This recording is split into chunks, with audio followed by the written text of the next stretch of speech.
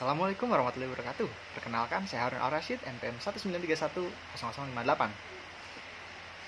Saya akan mempresentasikan materi dari Laboratorium Patologi Anatomi Universitas Malahayati, Bandar Lampung. Nah, adapun materi yang akan saya bawakan, yakni goiter non-toxic dan grave disease. Nah, goiter non-toxic. Apa sih goiter non-toxic itu? Jadi, goiter non-toxic adalah pembesaran kelenjar tiroid tanpa hipertiroidisme.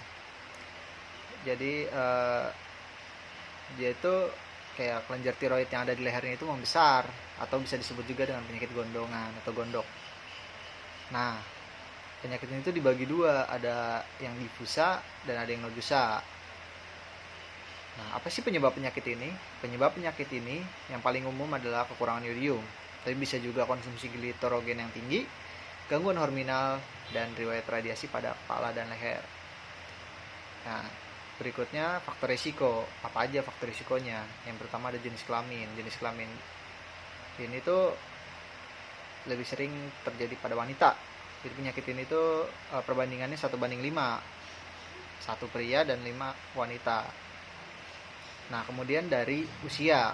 Usianya itu yang sering terjangkit itu usia 41 sampai 50 tahun. Nah, kemudian ada konsumsi obat-obatan tertentu. Nah, tanda dan gejala dari penyakit ini tuh massa kelenjar pada lehernya itu membesar.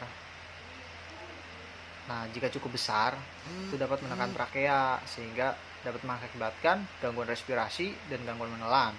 Kemudian itu pasien yang terkena goiter non-toksik itu nggak tahan rasa dingin. Jadi kalau terkena udara dingin, itu nggak akan nyaman di leher. Nah, lanjut stadium pembesaran pada kelenjar tiroid. Nah, ada 4 stadium. Yang pertama stadium 0, dia itu nggak terlihat dan nggak teraba. Itu dipegang itu nggak kerasa, dilihat juga belum menonjol. Nah, kemudian stadium pertama, tidak terlihat tapi teraba.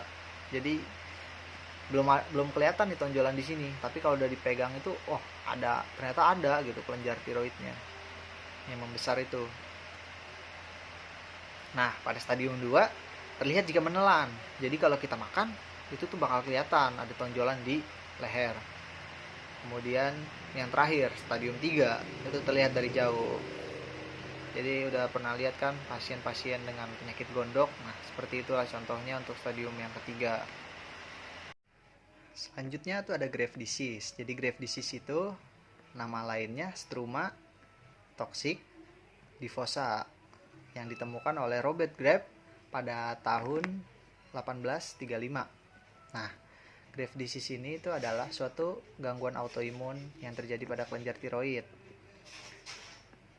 Nah, pada gangguan tersebut terdapat beragam autoantibody dalam serum. Nah, antibody ini mencakup antibody terhadap reseptor TSH, peroxisome tiroid, dan triglobulin. Dari ketiga TSH merupakan autoantigen terpenting yang menyebabkan terbentuknya autoantibody. Kemudian dari segi etiologi, kita lihat etiologinya ini sampai sekarang belum diketahui penyebabnya secara pasti. Kemudian ada faktor predisposisi. Nah, faktor predisposisi ini ada dari autoimun, genetik, usia dari 20 sampai 40 tahun, kemudian jenis kelamin, perempuan yang terkena penyakit ini biasanya. Nah, tanda dan gejalanya, yang pertama ada tirotoksikosis. Tirotoksikosis, apa itu tirotoksikosis? Nah, tirotoksikosis itu sebuah kondisi di mana kerja dari hormon tiroid berlebihan yang disebabkan oleh kadar hormon tiroid yang berlebihan dalam tubuh. Nah, kemudian ada oftalmopati. Apa sih oftalmopati itu? Oftalmopati adalah keadaan di mana mata menonjol, terasa kering, tertekan atau sakit.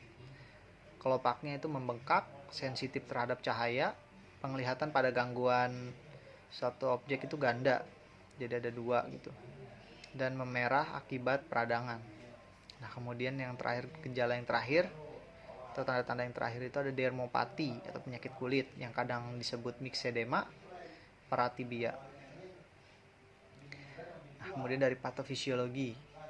kita lihat penyakit Graves timbul sebagai manifestasi antibodi imunoglobulin. Antibodi ini bereaksi dengan reseptor TSH. Sebagai akibatnya, antibodi tersebut dapat merangsang fungsi tiroid tanpa bergantung pada TSH hipofisis, yang mengakibatkan terjadinya hipertiroidisme. Nah, imunoglobulin yang dapat merangsang tiroid ini tuh TSI, imunoglobulinnya, yang disebabkan oleh kelainan imunitas yang herediter.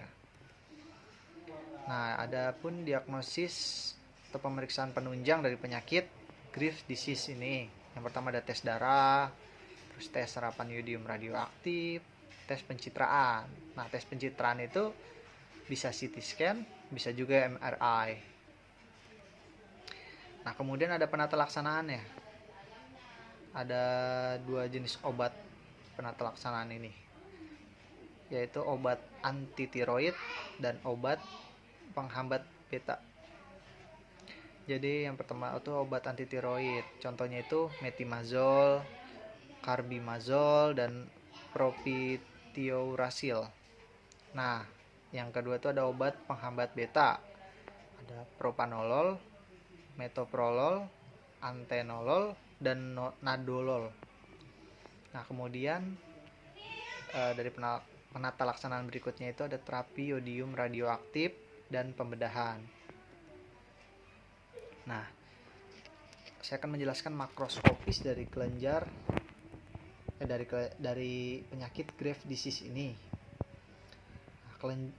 Penyakit Graves disease ini tuh kelenjarnya itu membesar, difus mencapai 2-4 kali jaringan tiroid dewasa. Nah, simpai utuh dan tidak melekat. Terus kelenjar biasanya lunak dan licin. Nah, serta ada mikroskopisnya.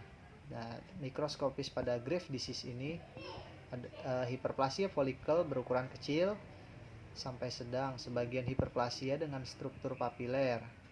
Nah, epitel folikel berbentuk torak dengan inti pada bagian dasar. Nah, koloid di dalam lumen folikel tampak pucat, membentuk gambaran scalloping dengan tepi berlekuk. Oke. Sekian materi presentasi dari saya. Semoga dapat bermanfaat.